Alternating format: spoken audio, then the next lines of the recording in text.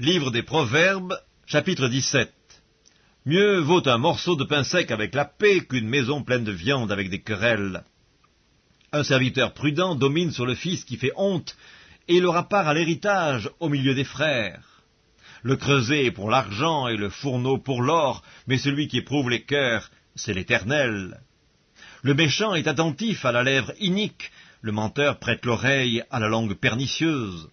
Celui qui se moque du pauvre outrage celui qui l'a fait. Celui qui se réjouit d'un malheur ne restera pas impuni. Les enfants des enfants sont la couronne des vieillards, et les pères sont la gloire de leurs enfants. Les paroles distinguées ne conviennent pas à un insensé, combien moins à un noble les paroles mensongères. Les présents sont une pierre précieuse aux yeux de qui en reçoit. De quelque côté qu'ils se tournent, ils ont du succès. Celui qui couvre une faute cherche l'amour, et celui qui la rappelle dans ses discours divise les amis. Une réprimande fait plus d'impression sur l'homme intelligent que 100 coups sur l'insensé. Le méchant ne cherche que révolte, mais un messager cruel sera envoyé contre lui. Rencontre une ours privée de ses petits, plutôt qu'un insensé pendant sa folie.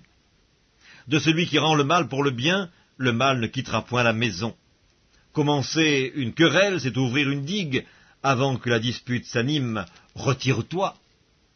Celui qui absout le coupable et celui qui condamne le juste sont tous deux en abomination à l'Éternel. À quoi sert l'argent dans la main de l'insensé? À acheter la sagesse, mais il n'a point de sens. L'ami aime en tout temps, et dans le malheur il se montre un frère. L'homme dépourvu de sens prend des engagements, il cautionne son prochain. Celui qui aime les querelles aime le péché, celui qui élève sa porte cherche la ruine. Un cœur faux ne trouve pas le bonheur, et celui dont la langue est perverse tombe dans le malheur. Celui qui donne naissance à un insensé aura du chagrin, le père d'un fou ne peut pas se réjouir. Un cœur joyeux est un bon remède, mais un esprit abattu dessèche les eaux.